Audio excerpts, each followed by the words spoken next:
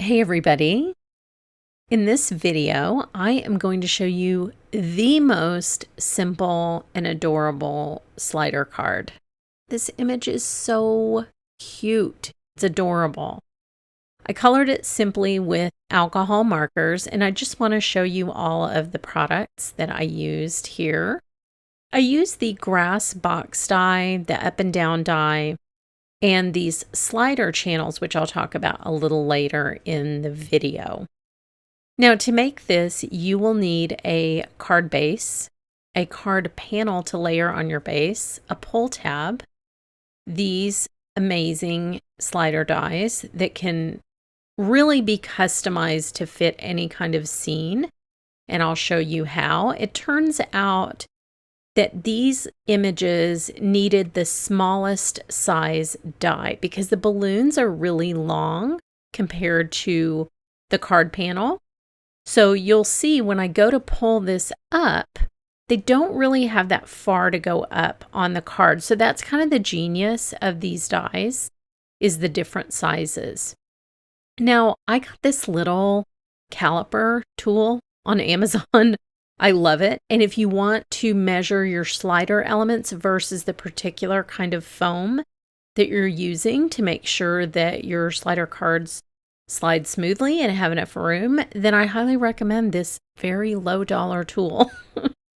So anyway, I'm kind of a nerd like that, sorry.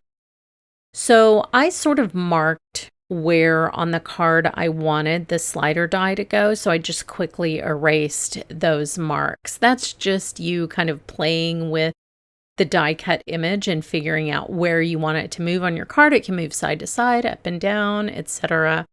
At first, when I saw these dies, I wasn't sure what all the different sizes were for, but then I realized that different sized die cut images have either a limited or a longer amount of space on the front of the cards. And then I was like, wow, these people at MFT, they are smarter than I am. So let's just get that out of the way at first. Okay, so I am using some blue ink, and I'm going to temporarily adhere this card panel, as you saw me do, to the card base.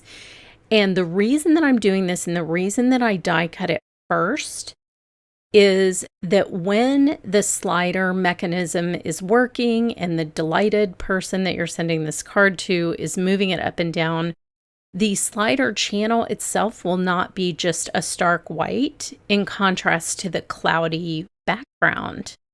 So I'll use both the pull tab and the slider channel that's already die cut, so I'm ink blending over it, to kind of seamlessly make this background work no matter what position the eventual slider is in.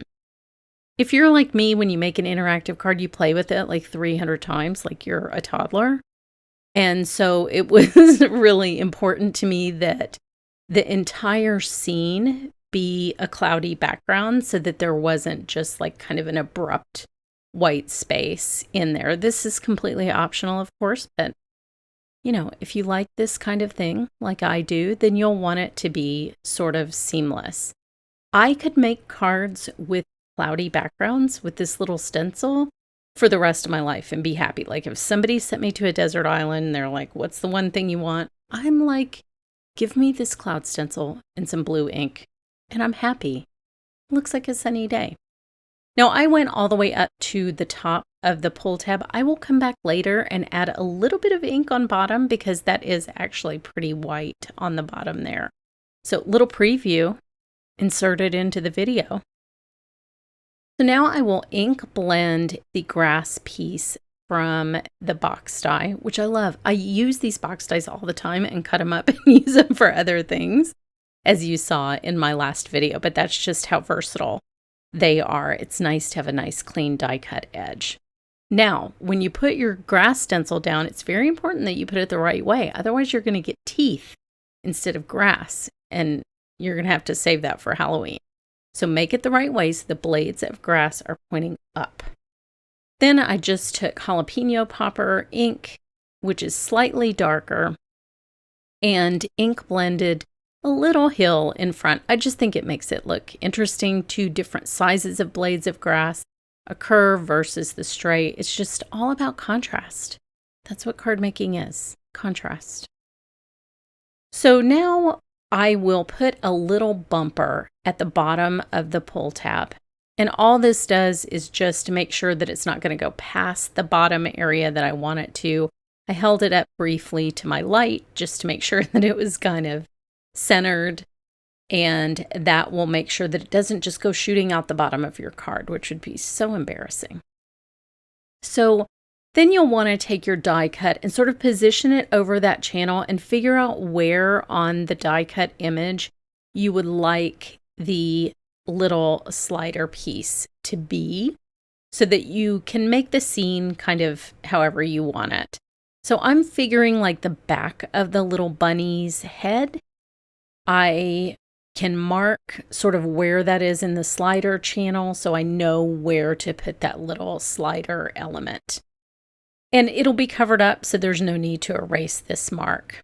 Now, you know me, I love my sticky mats, so I put the little slide onto the sticky mat to hold it while I am sanding just lightly the surface to help it stick better. These little things are so genius. I went completely crazy and bought a bunch of packages of them. It's one of those things you don't want to run out of. And I love this Tombow metal glue. It's great for gluing plastic to paper, which is what we are doing here. So you'll want to put that down and just make sure it's centered and it's the right way. And that is what is going to move my die cut up and down. So now let me tell you a little cheat here. I very quickly colored this image after I die cut it with alcohol markers with zero shading whatsoever, none. My very favorite way to color with alcohol markers is to put down a layer of unblended alcohol ink and then come back in with any colored pencil.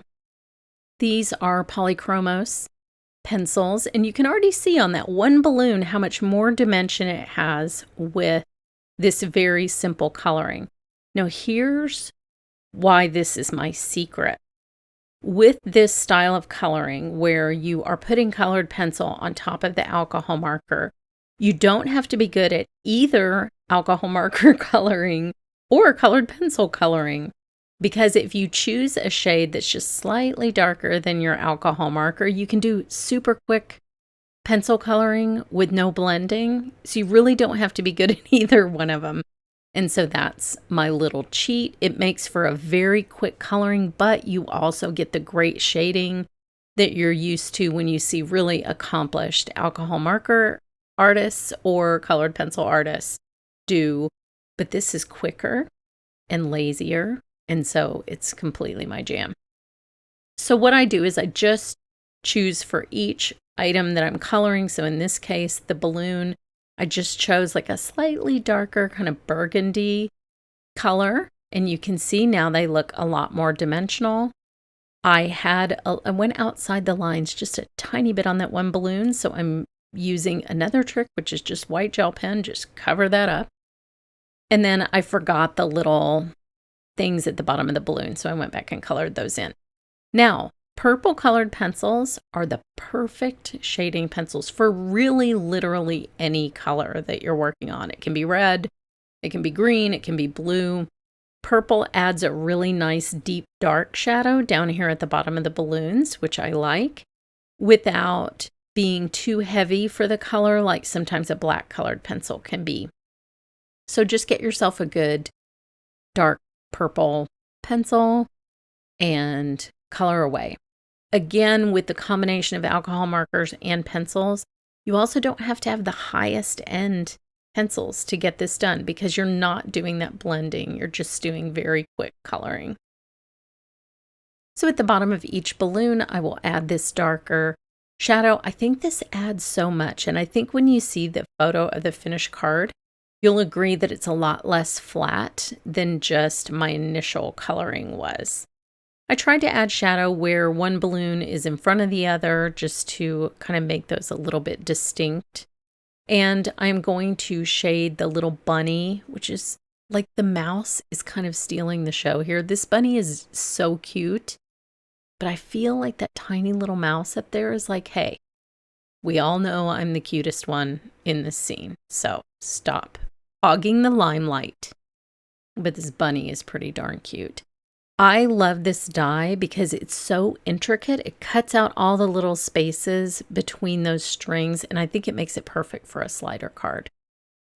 Now I'm putting a pretty hard shadow on the right side of the bunny's face. When you see the close-up, I think you'll agree that this sort of cartoon style coloring really adds a lot. Even on a tiny image like this, these little characters are so small and sweet.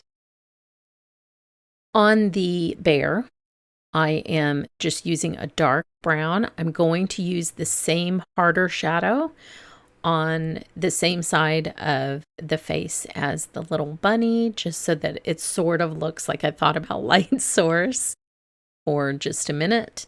And I like to put a little bit of shading. Every time there's a character with ears, I like to put a little bit of shading behind the head to make those sort of push back in space. But look how quick that coloring is. Seriously.